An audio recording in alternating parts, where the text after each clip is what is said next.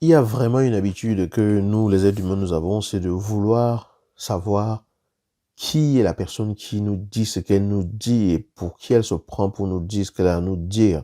C'est-à-dire vouloir forcément étiqueter les autres au lieu d'apprendre simplement à être ouvert à ce que les autres peuvent nous proposer. Ça ne veut pas dire que si vous êtes face à une situation où vous devez observer pour prendre une décision, vous ne devez pas tenir compte du parcours des gens. Les antécédents, ça peut compter dans certaines situations.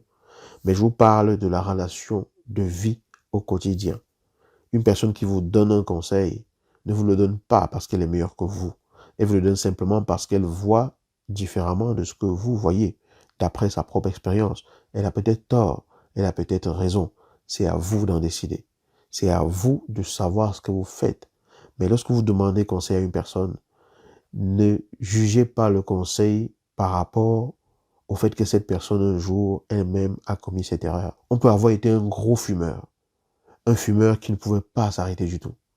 Et s'en rendre compte à un moment donné parce qu'on a failli perdre sa vie, que c'est quelque chose qui aurait pu nous amener droit dans le précipice et décider de ne plus le faire et conseiller à quelqu'un d'autre de ne pas allumer une cigarette. Ce n'est pas parce qu'une personne a été infidèle dans sa relation que ça veut dire qu'elle ne peut pas conseiller à une autre personne de ne pas l'être.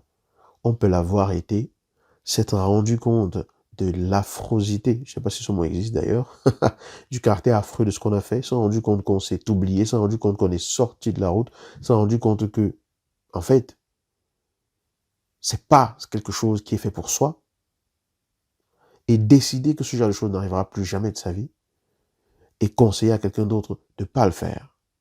On peut avoir été un alcoolique, quelqu'un qui était dépendant des effets de l'alcool, qui buvait l'alcool pour noyer ses soucis, qui buvait l'alcool pour échapper au quotidien, qui buvait l'alcool parce qu'il souffrait, parce qu'il était mal dans sa peau. On peut être ça, c'est être amendé, c'est être, pas amendé, parce que, voilà, c'est être sorti de cette addiction. Voilà, c'est être sorti de cette addiction et œuvrer au quotidien pour amener les gens à ne plus le faire. Donc ce n'est pas parce qu'une personne a fait un chemin que vous jugez avoir été un mauvais chemin. Je dis bien que vous jugez avoir été un mauvais chemin, que cette personne ne peut pas vous conseiller. Ce n'est pas parce qu'une personne a fait un parcours que vous jugez avoir été un mauvais parcours, que cette personne ne peut pas être d'une aide sur votre chemin. D'une aide sur votre chemin. Et le présent, c'est la meilleure chose qui soit qu'un être humain puisse vraiment savourer, parce que c'est un véritable cadeau. Et ça vous permet d'être ouvert, tout simplement, à l'opportunité que la vie vous amène.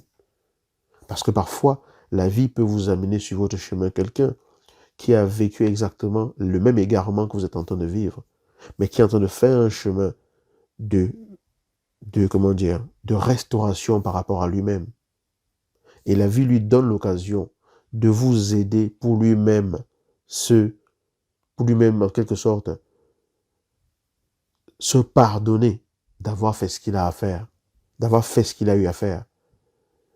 Et avoir à aider quelqu'un qui est dans l'égarement dans lequel vous avez été, c'est une façon extraordinaire, vous-même, d'aller de l'avant. Parce que vous vous voyez dans cette personne-là. Parfois, la vie donne l'occasion à quelqu'un qui est en train de se reconstruire de la meilleure façon en sortant d'autres personnes qui sont dans le même égarement, de cet égarement-là. Donc si vous arrivez et vous dites, ah, toi-même tu as fait ça, quel conseil tu as à me donner? Non seulement vous vous privez de la possibilité qu'une personne qui est bien placée pour vous aider parce qu'ayant fait le chemin vous aide, mais en même temps vous enlevez la possibilité à cette personne peut-être de progresser, mais si elle ne vous aide pas, elle aidera quelqu'un d'autre. Donc, ne figeons plus les gens à une étape de leur vie.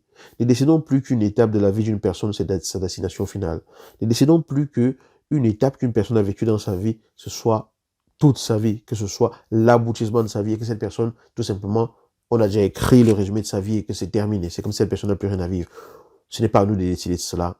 On n'en sait absolument rien. D'accord? Voilà. Je vous souhaite une excellente journée. À bientôt.